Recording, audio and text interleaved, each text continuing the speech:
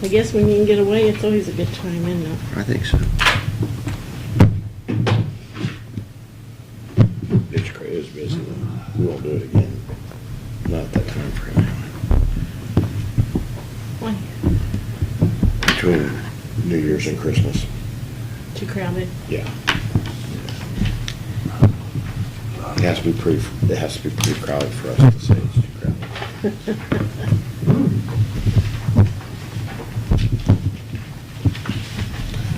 About a minute to go and we'll get rolling. We're already live on air.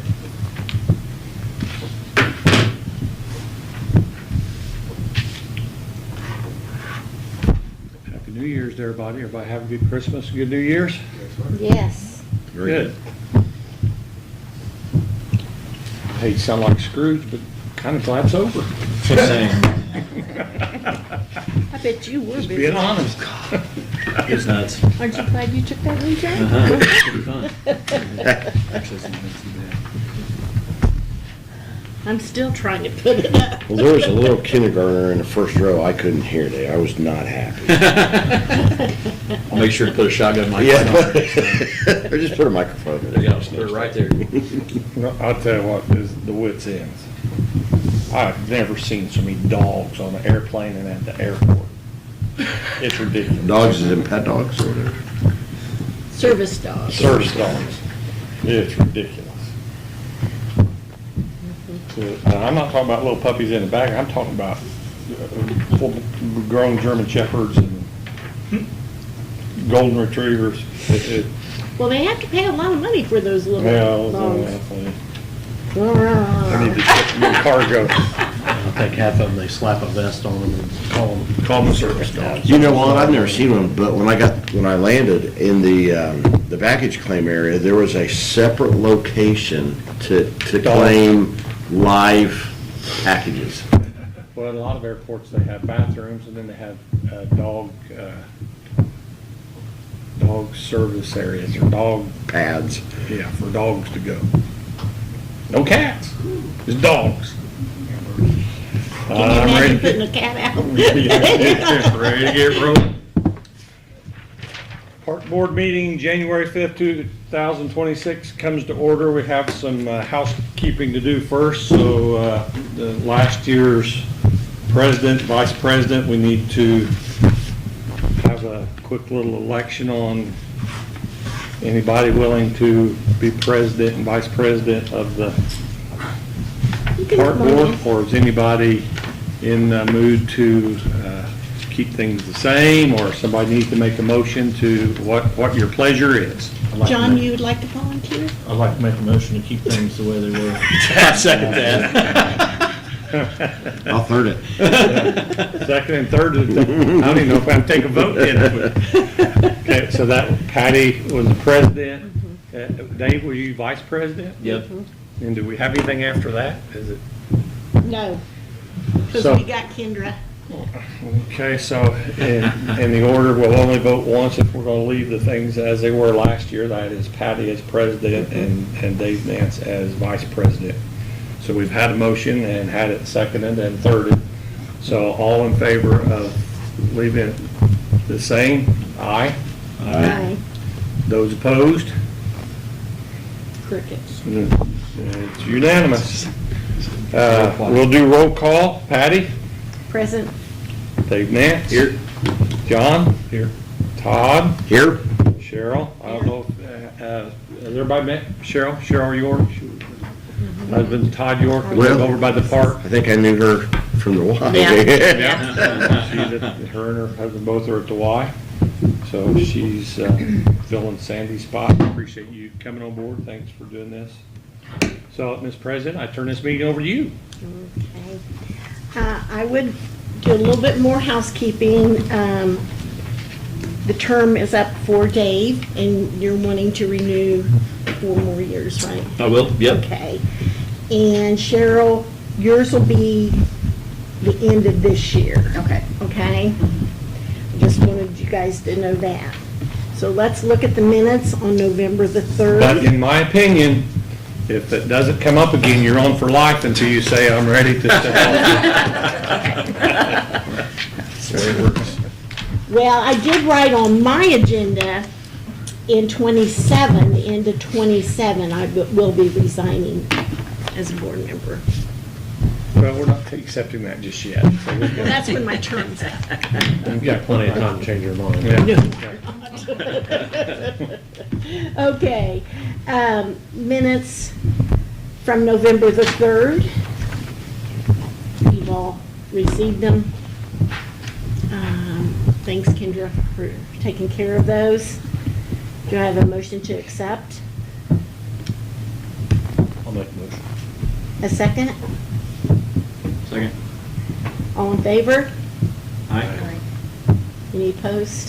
Thanks, Kendra. I wasn't here that day, so Good stuff. I did not vote. Okay.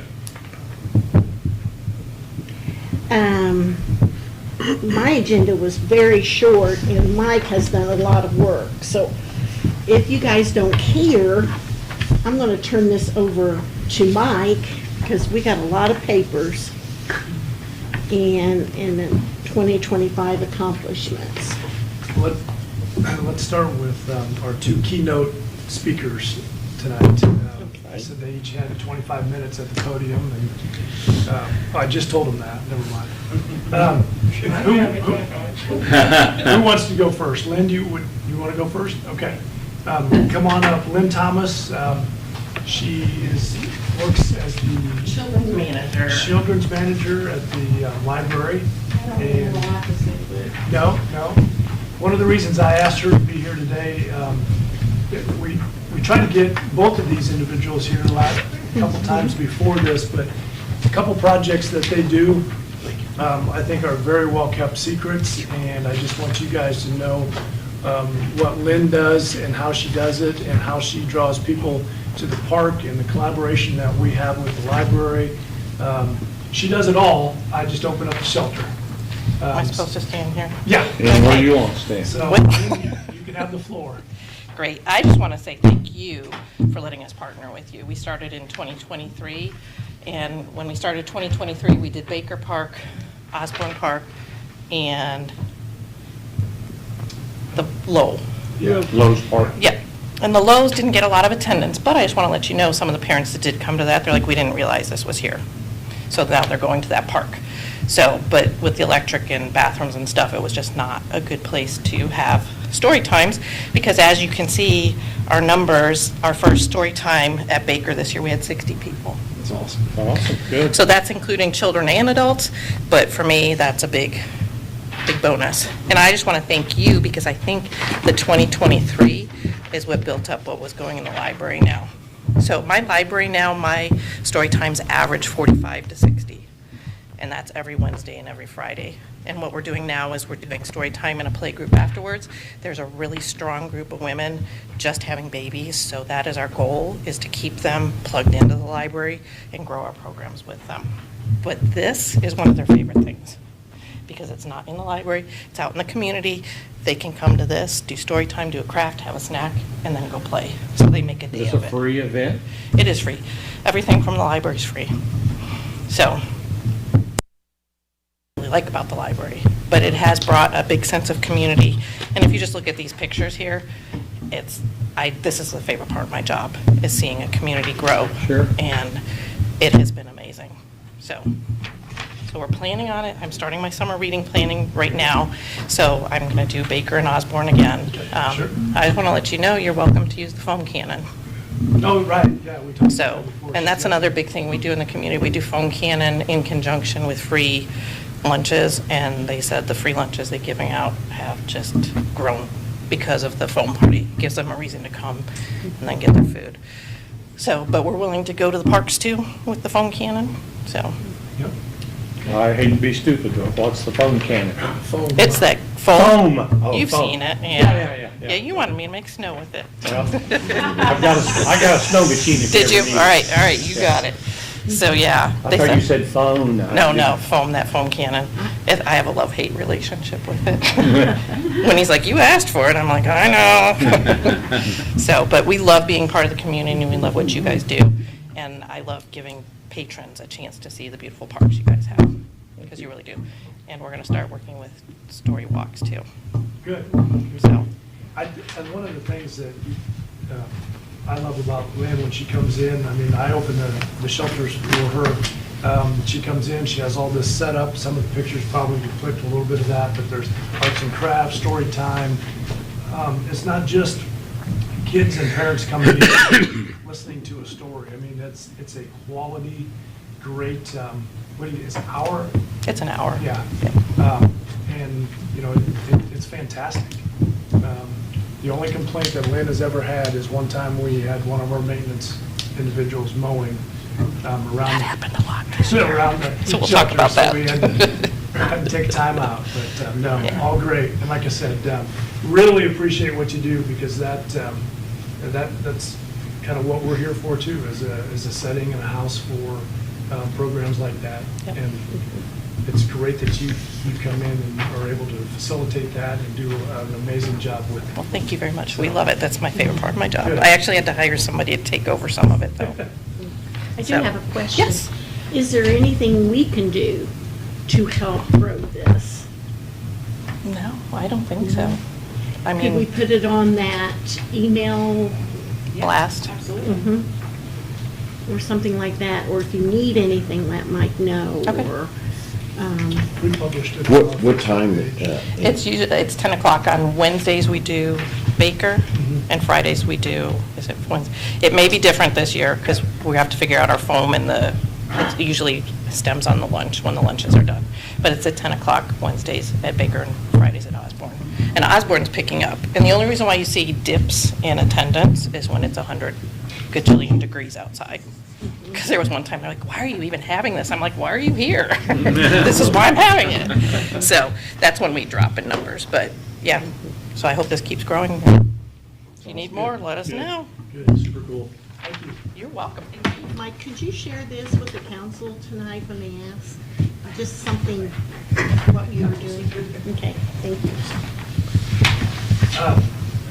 The next guest speaker for tonight, Lynn, you could be dismissed. Thanks for coming. You're welcome. Is Matthew Moore. He has got some titles that encompass disc golf in Henry County and Newcastle, league director, attorney director, indoor director, UDisc administrator. Again, he's much more than my right-hand person when it comes to the disc golf. We are the facility maintenance for the disc golf, and Matthew and the rest of his group are the facilitators of everything that basically goes around with that. So it's outstanding, and he does an amazing job, and he's here to share a few things with you. Again, it's kind of the unknown secret of what goes on. It's one of those deals where I'm glad to let the secret out so everybody knows, and you guys know what's happening there. Yeah, absolutely. Thank you for having me, for sure. But like Mike said, it really is. I don't know if everybody realizes how much it gets used. We're closing out on 10,000 rounds played at the new facility since, 2023, I believe, when it was put in. And for 2025, with 3,222 total rounds played. And that's logged via the app UDisc, which UDisc says their numbers is probably anywhere between 40 to 50% people don't log via UDisc, so it could be a much higher number getting logged out there and played. Over 10.5 million steps were taken in Baker Park this year by disc golfers that were logged, so that's pretty impressive. Another little bit of information I thought was very cool was not only from Indiana, but we had players from Ohio, Illinois, Missouri, Michigan, Kentucky, Tennessee, Maryland, Pennsylvania, Delaware, North and South Carolina, Georgia, Florida, Oklahoma, Texas, Colorado, Oregon, and even Kuwait that made visits to our park this year to play disc golf. So, like I was telling Mike, and I've told him numerous times, for the caliber of course it is, as far as the group of players it's for, there's nothing like it. It's fantastic. It's above beginner level, closer to intermediate level play, and for what it is, the facilities are fantastic. They always look great. You guys do a fantastic job with upkeep and growth. I'm sure everybody's aware that we added the Pebble this year, a smaller 9-hole course. I've seen PE classes there. I've seen families, little children that never touched frisbees or discs out there playing. So it's really awesome what that brings. We run league there usually from April to October there, every Wednesday night. And this winter and the past 2 winters, he's had us at the Armory, and we're using an indoor putting league. Get a little smaller turnout in the winter, it's late nights, but we've had, 348 total rounds logged at the Armory, so it's very cool. Yeah. I think you guys do a fantastic job. If there's any information you need, but I think it's just impressive how many people come to visit that park and play from all over. I host tournaments, different events. We've had, under my wings, we've had 4 out there. And I know for those, we get people from all over, Cleveland to, Chicago area to show up and play those. And one really cool thing, this year, a gentleman from southern Indiana, can't remember how far south, he came and played the Pebble. It was shortly after, I think it was the first event we hosted with the Pebble being there. And the next weekend, me and the wife were out there playing, and seeing he'd brought his whole family back to play the Pebble. It was like him and 2 little children, his wife. I thought that was very cool. Not only is the Pebble there great for beginners, it adds a little bit of fun for us as well. And I'm not a great player by any means. I'm awful. I just founded it all. But our more talented players really enjoy it as well. So it's for everybody. You do a great job with it. I know with Memorial Park, I'm sure everybody knows they're working on a project there that's multiple years. I think it's coming to completion soon. So I foresee maybe that dipping in our numbers a little bit. But I think we continue to grow the course, and like we have over the last few years, I think it's going to be fine. And our league and our club looks to keep at least 75% of all rounds there is kind of our goal. Maybe 3 weeks there and 1 week at the new place, but if that even. So that's all the UDIS stats I really brought. I thought those were the most interesting. But yeah, from our season, April through September, we're logging 450 on average rounds a month out there. So that's pretty cool. And that's a lot of people visiting Newcastle, seeing Newcastle, a lot of them for the first time, out, eating at the restaurants and hopefully spending their money here. So I think it's really good for the city, what you guys have done with that. I've Yes, got a question. absolutely. I'm sorry to interrupt you, but you said all the states, but I couldn't count Yeah, that fast. absolutely, yeah. How many states? States, I've got 1, 2, 3, 4, 5, 6, 7, 8, 9, 10, 18 states, and then Wow. Kuwait. And that was just in 2025. I looked at 2024 before I came, and there's a handful of others that weren't on this year. I had Louisiana and Iowa and stuff last year. But yeah, That's wonderful. that's pretty impressive, I think, for Newcastle. And I'm going to ask you the same thing Yes, I dear. did, Miss. Is there anything else that we can do? I know you work real close with Mike. Yeah, Mike does a great job. He goes above and beyond, really, Yeah. what some people ask of him. But yeah, I think we need to continue to grow. I really, with the new park coming in, that's going to be a higher level course as far as for caliber of play. It's going to be more of an advanced course. So I think some small improvements we spoke about that I think will help retain some of the players that show up to ours. A couple other basket locations, pin locations, nothing really taking over any existing land, but just maybe utilizing some different spots that we do now, but just in a different way. So, but yeah, other than that, I think it's great. Becky, you kind of, you'll be able to say it more intelligently than I will be Yeah. able to, but kind of explain a little bit how we have the number of holes and the number of baskets and Yeah. 2 baskets on different holes that make it more than just an 18-hole course. Right. There's not just Right? one This was course one to of play. the things we talked about and how we, again, all of it goes to him and the disc golfers and the leagues and stuff. All they do is have to ask, and then we go, or tell me, and then you guys say, never ask, just tell me, and then we'll get it done. But the other disc golf course that I've seen, looked at, and researched typically do not have those options, correct? Not as many. So when you step on our. Especially that level of course, like Right. the intermediate course, you don't see that a whole Explain that lot. a little bit, because when you step on our course, you don't just go play 18 of the Right. same holes every single day. Correct. And yeah, so that's what you'll see a lot, like at Louisville Park or, small park in Knightstown. Right. But no, here, there's 18 regular, we call it the regular holes, the rock, the original 18 holes. 8 of those have a secondary pin position that could be played on them. There's multiple others, like you can just go play all the shortest links, or you can go play all the longest links, or there's a couple mixed layouts where you can play like four of the longs and then the next layout. And then now with the addition to the Pebble, that's a small 9-hole course, but we also utilize it in a 27-hole layout. So you could play, you know, like a mixed layout of the 18 that's already there, plus the addition of the 9, or that. And that's what I was talking about, adding some other pin locations. So instead of having 8 with alternate holes, and a couple more, and at least one will bring it up to 9. That way the mixed layouts are a little more varied than, you know, if you go out and put, it's worded like mixed 18 and a mixed 18 too, so there's 2 mixed layouts you could play.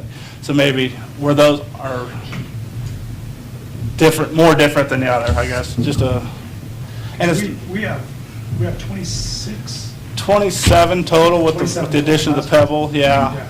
And then, right, and then 8 more on the rock, so yeah, Right. 30, whatever, yeah. Yeah. Oh, So- yeah, so I meant 26 with that. Yeah, 9 yeah. There, yeah. So, which is awesome. 'Cause you go to those, a 9-hole or an 18, that's what you get. You get the one layout, and that, kind of boring for somebody to do it every day. That's, I don't know if you know, with disc golf, people are very addicted to it. Once they get into it, they love it, and then they go play every day. And so it's nice to have so many options in one location instead of going, I don't want to play the same 18 holes I played yesterday. You know, they can come back and play a different layout tomorrow on the same property, which is nice, you know, for people who live here in town. But yeah, some courses like Muncie and Yorktown, I have like 27 holes, but that's it, the 27. There's no alternate pin locations for those like what we offer here. So for what it is, heavy beginner to intermediate, there's nothing like it. It's a world-class facility for that. Cool. Really. So, if that's it. Thank you very Well, much. thank you for having me. I Yeah, greatly thank you. appreciate it. Thank you. And I would also reiterate, because Matt's talked a little bit about the Memorial Parks course and stuff like that, and I don't think that's going to take anything away from our course. Well, Matter of I don't fact, either. I can guarantee you that's going to add to our course, because now what we'll get is more people coming from out of town. And then If I one had- play another round. If I had 2 places to go in an afternoon to go play disc golf, instead of traveling to one community, or to a community that has one course, I can travel that community and go to 2 courses and spend a lot of time. I would love to do that. That Memorial Parks course is going to add to their, obviously, park and our community, which is going to be fantastic. So I think we'll see more out of town. I agree with that. I think, yeah, if that'll draw them here, I think I'll definitely play here as well, which is another thing we're looking to do, and I don't know if that'll be this year, but in the near future, they do large tournaments, like a Henry County Open, and do, you know, maybe around there and then around at this park, you know, something like that, to try to get people more involved. Delaware County, Madison County, a lot do similar things, so I think that's on the books for this year, hopefully. Great. Awesome. Thank you, guys. you. Appreciate Thank it. you. Appreciate you. So, all the guests. That's all the keynote speakers. Okay.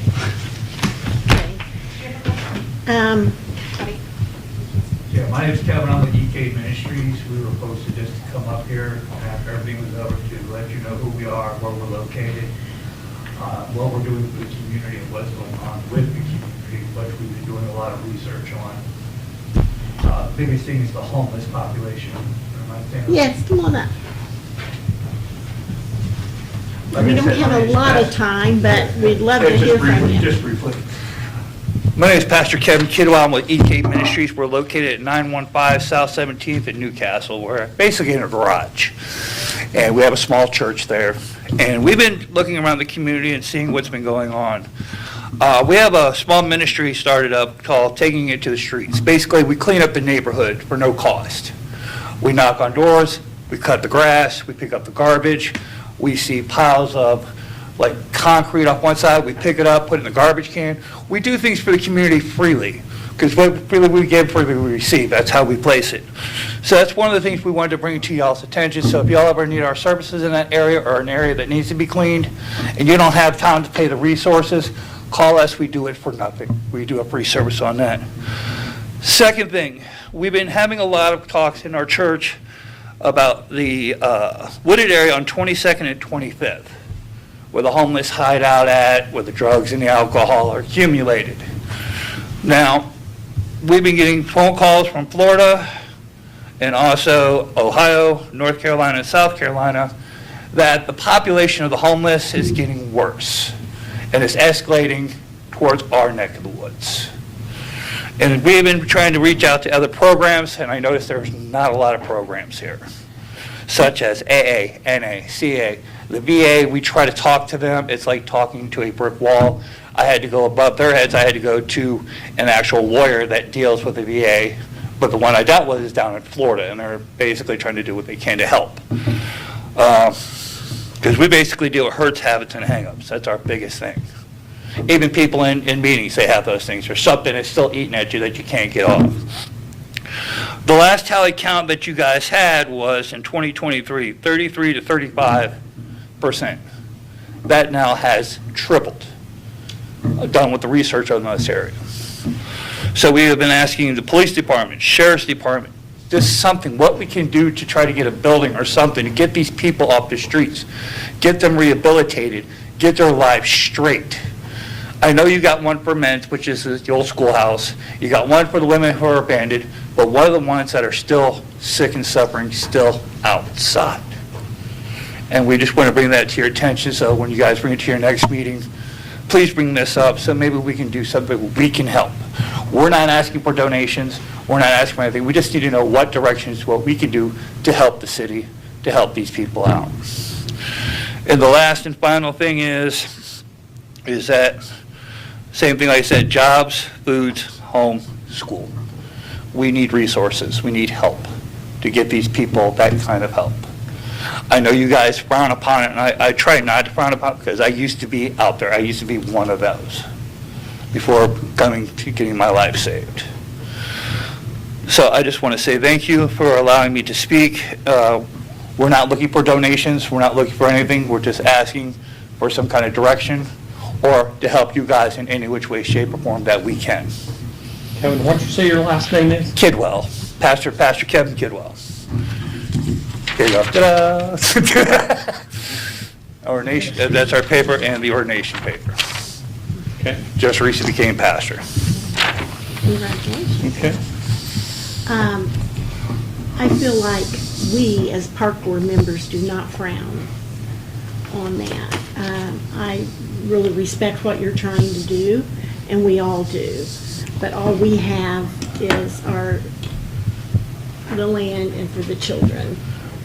Understandable. And I'm wondering if you're not wanting to maybe talk to the council? I was told when I called, I've been trying to call the mayor's office, I've tried to contact Jeff Hancock, I've been trying to contact people in general, find out what direction to go to help these people to get them a new way of life. Because see, when we have a church service, we do a morning breakfast every morning. After service, we have a luncheon, and then we let people go. But we get families that are homeless. We get people that are in their vehicles. So it's like, okay, what can we do? So that's why I brought this to the city council, to get some kind of good orderly direction from the city before they end up in jail or end up in an abandoned house, end up torching it down, because there's a lot of in our community that's been happening because of homelessness. What can we do? And that's the question mark. Mr. Peckinpah, would you like to address? Well, if you stick around, we'll have a city council meeting after the park board meeting. This is park board. Okay, I did not know. I just wanted to bring that up, so If you I want to was, speak to this, you'd be more welcome to. please, thank you. I wasn't sure, because like I said, this is new That's to all me, right. and it's like a That's new all right. direction. It was just, when I heard this lady work for this and this, it's like, okay, I need your help. All right, and I just want to say thank you, sir. Well, thank you. Thank you. Appreciate your ministry. Thank you very much. Okay. Michael. Okay, real quickly, I've got 3 separate documents in front of you, but we'll just pick, I'd like to just talk a little bit about the Pickleball Plaza. If you want to look at that real quick, in the past couple months, I've been just trying to put some things down to finalize this. First and foremost, I mean, this project is something that, we started basically a little over a year ago.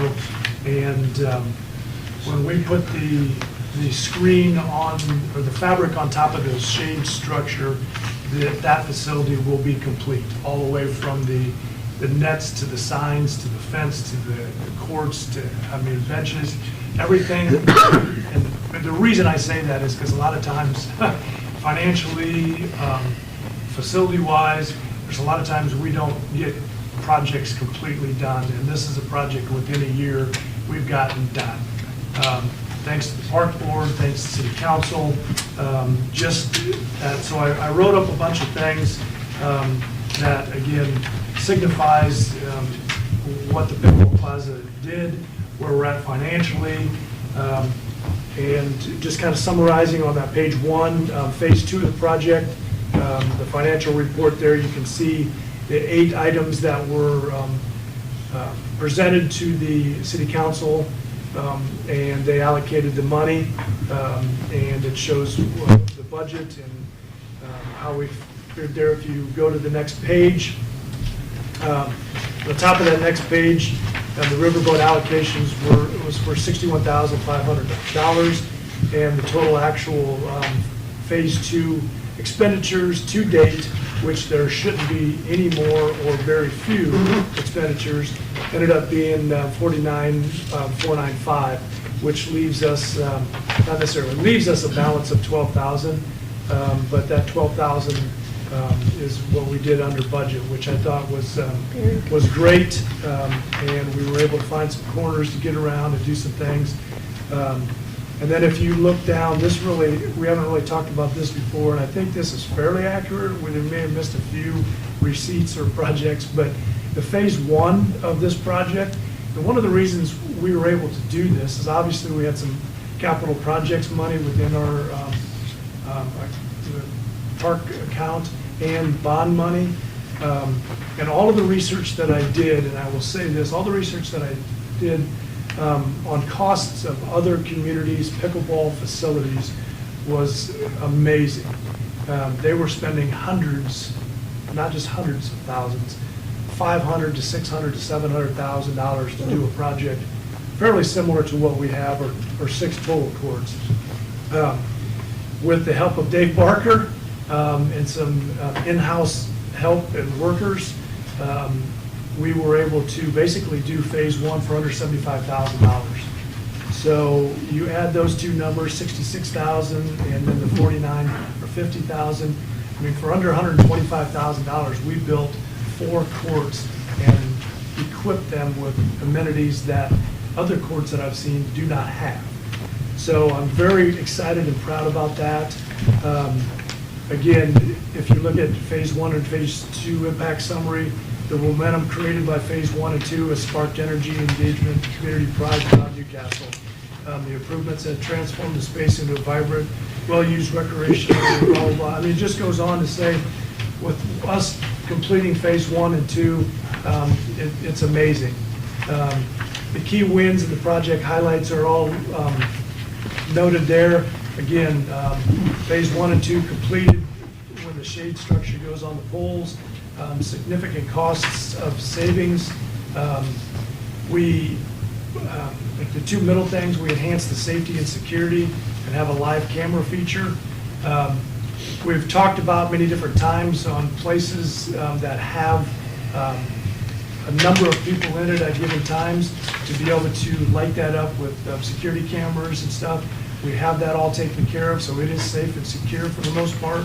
And one thing that we did add, and it's once we got that expenditure taken care of, we spent $20 a month to feed the live camera feature, which is not up and going right now because we've turned the power off over there, save a little bit of money, but it'll be up and going later on. Individuals can click on the link to get the live camera feature and feed. So if you're sitting here and you pull it up on your phone, on your computer, and you wanted to go play, and you wanted to see if there's anybody playing or courts were available, you can click on that and see. And that's that's a great thing, I think, for the availability of the courts. But the thing that I love the most about it, being an administrator of the facility, is it's a secondary or a great security option, because anybody in this room can click on and look at that live feed at any time. Not to say that you're looking for something that's going wrong there or vandalism or anything like that, but it lets the public know that anybody can see that at any time. The second thing I love about that aspect of what I did or what we did is that it's going to be a huge marketing tool. The way that we can run that as just, you can click on, you can see, we can provide live action, live atmosphere. I think that's just a great way for people to click on and see it and be drawn into the courts. So I think that's a great thing and above and beyond. Again, some of the little things like the sidewalks, the patio area, the benches, the shade structure, all are gonna, I mean, they just exemplify the magnitude of the courts and the facility itself. Phase 3, this is one thing I'm gonna say here, and I won't say it anywhere else for a little while, but the concept of Phase 3, my whole idea of developing this green space and developing this facility was not just 4 courts.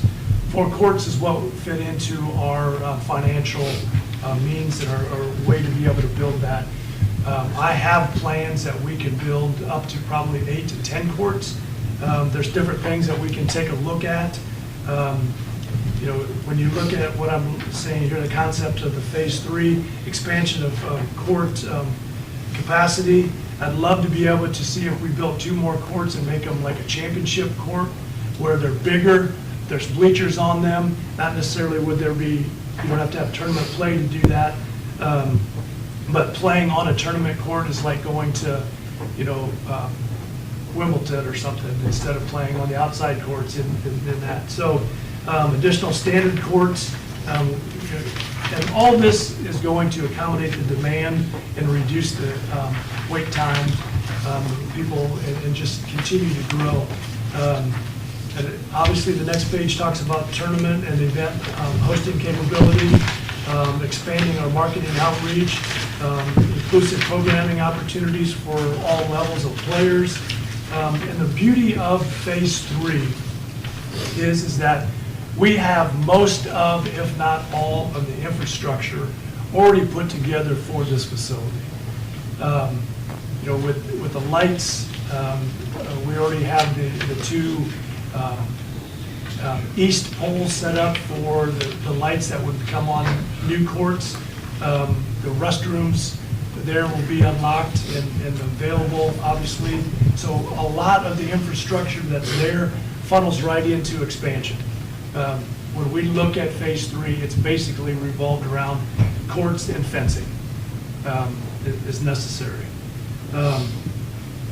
So with that said, my goal is, and we don't have to obviously vote on this, we don't have to figure out anything down the road, but my future plans are to come up with some ideas and some thoughts on developing Phase 3. We can put kind of an estimated price tag on that, so we know where we're at, and then continue to hopefully grow. Again, that's to maximize what we have, the prior investments, what we have existing, the economic and community impact, just like the disc golf. When I see those U-disc stats and people, I could have copied or printed that off, how far people travel. Now, they may be here visiting other people or family or friends or coming to do something else, but the economic and community impact of the disc golf and what we can do here in pickleball will be great. The wellness and quality of life, I mean, these are simple things. I didn't come up with these necessarily topic titles, I just elaborated on them. So, you know, I think the conclusion is that what we have now is done within the last year is amazing. Now that with Phase 1 and 2 are complete, Phase 3 can now be moved to the forefront, the front burner. I think that's critical, that we keep that on the front burner, and we keep talking about that until we figure out if we can or cannot do it. So Phase 3 will focus on facility expansion, And, you know, like I said, Pickleball Plaza stands strong, example of the thoughtful investment, the financial, or the fiscal responsibility, the community-driven recreation opportunities within our community. So if I sound like I'm standing behind the podium, I am, because I'm excited about this and what we've done as a community, and the input and the collaboration that we've had with all parties involved. And I mean, that's, when you are able to sell that and people buy it, it's amazing. So I'm going to, again, I'm going to put together some phase 3 ideas just to figure out where we're going and what we can do, and then there'll be some additional questions probably posed from that. Do you have any idea when you say Dave Barker has saved us a ton of money, but, and I know he will help, you know, but do you have any idea, like a cost? Well, I mean, if you quickly look at, and I can't remember how many yards we poured that one day, but I mean, we have approximately, if you look at the categories there, I mean, the concrete and stone, we had $31,000 in concrete and stone. Obviously, the supplies and materials, whether forms and other necessary things like that, but, I mean, there's $50,000 in concrete and fencing to put up those 4 courts. I mean, that's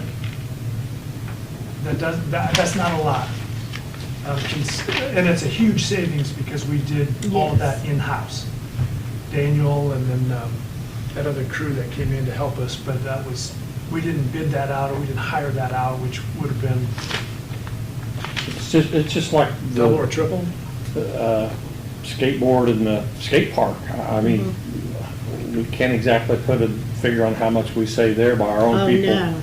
donating time and donating 10 yards of cement truck. I know there's at least 6 trucks came in, so that's probably over 60 yards, or around 60 yards of the concrete. Other communities, they talk to an architect and engineer and say, give us a price on what it costs to do it, and the mayor and the community never touches it, and so they pay top dollar for it. But we're fortunate enough that we have some construction people that can help out, and it saves us a lot of money. How much you say we have in this one? Is in these 4 courts? All total, probably about 125. I would say that would probably be a $375,000 to $400,000 facility if the city didn't touch it in any way, shape, or form, you know, so hard to put a figure to it, but I guarantee you we're getting it for like half the price, half the cost. I just think it's amazing. Hearing the stats of the disc golf and how cool that is there any way to do like a guest book or like a QR code of guest book for the pickleball courts of some sort, or anything that we can do to like We have a lot of people that play locally that Right. probably don't get online and Well, sign in. Well, yeah. Actually, there is, you want to talk a little bit about that? Because you're a member of that Yeah, app. there's a Let's say, because I think that's so cool to hear those stats, but then also I know people from out of town that have been to our pickleball courts that go, these are better than anything that we've played on, you know, and I know that there's people that travel. It's just, it'd be really cool to know those stats too of what that's drawing as well. The app that they have is more of a, go ahead and explain it if you want. Yeah, it's more of a, like, they communicate, like, when they're gonna play, and like Sure. a schedule, and then they kinda, like monitor the play. Like, if most of the people that come during those times are like part of the group, and I don't know, there's probably 250 people signed up on this app. It's called Team Reach.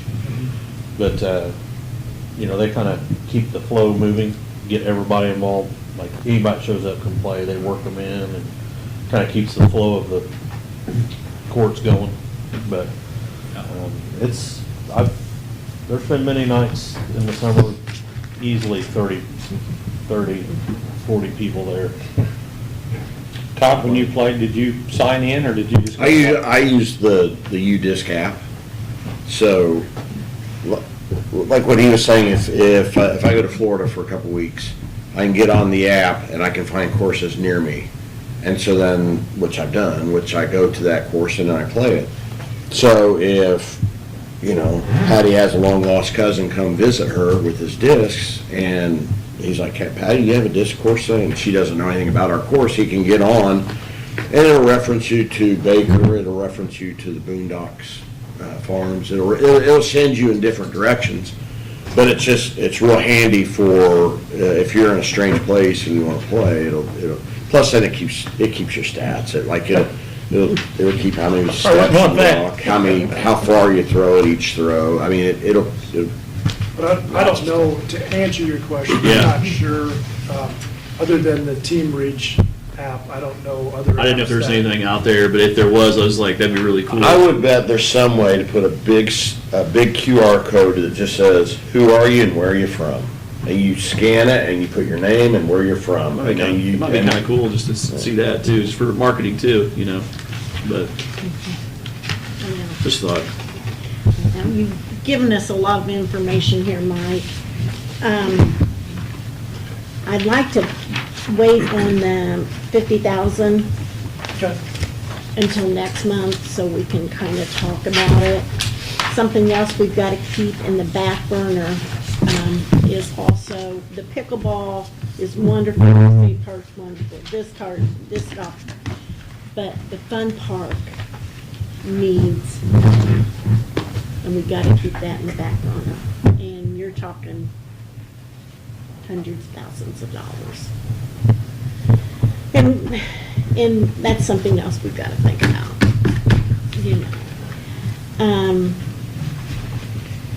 I really appreciate you doing this, though. This took a lot of work, and it makes our meetings go great. At this time, though, because we have to end by 6:30, does the board have any questions or anything for Mike for the next meeting? Okay.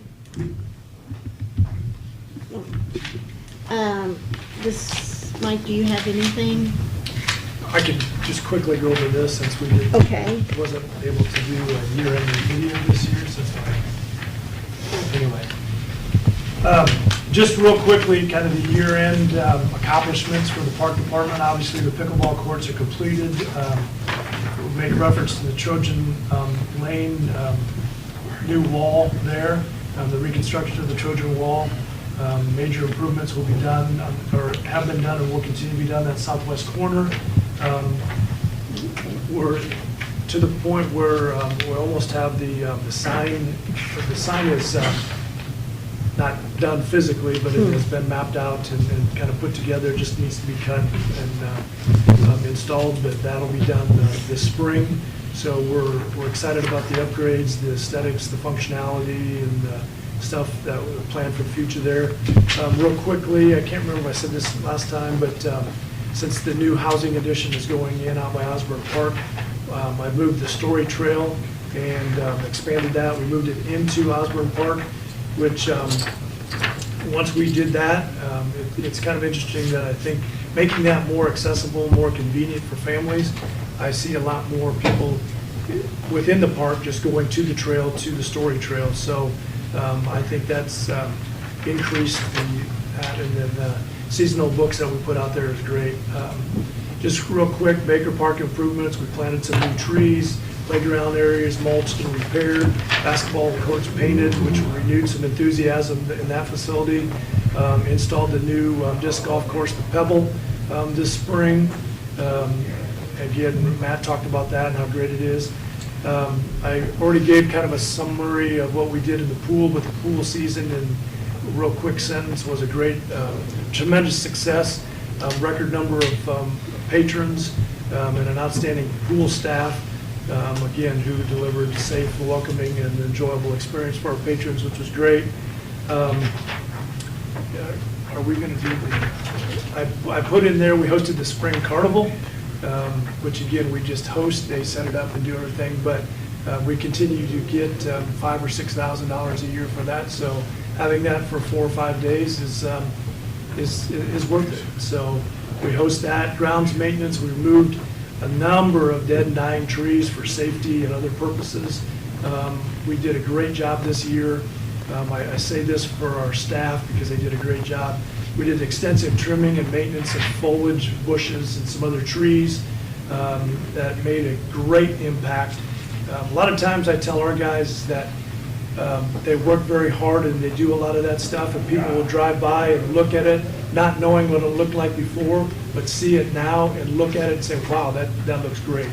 So, so all of those things, you know, were accomplished, did a lot of things, made a lot of community pride, and, you know, the 2025 year, that last paragraph, was a great year of growth, progress, and visible results within our parks and our community. And with that movement in 2025, I'm excited about this year and what we're going to do, and I'm looking forward to other great achievements. Thank you, Mike. Mayor York, do you have anything? One thing I have to say is I don't think pickleball has hit its stride yet. I mean, we'll get the canopy up, we'll get the sidewalks. They're pretty much completely done, aren't they? The sidewalks are done. At numerous times, I've seen the new courts full and seen the old courts full. I mean, so numerous times. I don't think that pickleball has hit its peak yet. So it's real encouraging to see that. I've had some complaints about Baker Park. Was it not for kids anymore? I mean, I've seen adults take their kids to play disc golf. I don't know how in the world you could compare this past year and year before that with how many adults and kids both got more exercise in Baker Park than the history of the whole park has ever been. I mean, what's wrong with adults getting exercise in the park also? So I feel like that we're maximizing the park for physical fitness and walking, and we don't even have numbers on people that walk around the mile, you know, so I don't know how we could make that square mile any more successful than what it's growing to be. So I'm very excited about that. So, Any citizens? Well, I've received 2 letters. One of them was from the Courier-Times wanting to renew, and Kendra takes care of that. We have a meeting every Monday, once a month, the first of the month at 5:30. Now, and she'll put it in the paper and so forth and so on. If we don't have anything going on, I'll let you know. Okay. You know. I try to let you know a week ahead of time, you know. So if that's any questions. I also received a letter from a citizen telling us thank you and how kind we have been to them. And I really appreciate that. That's what we're here for, is to be respectful and kind to all citizens. Okay? And if anybody would like to read this, I'll let you. Anything else? Call for adjournment. second?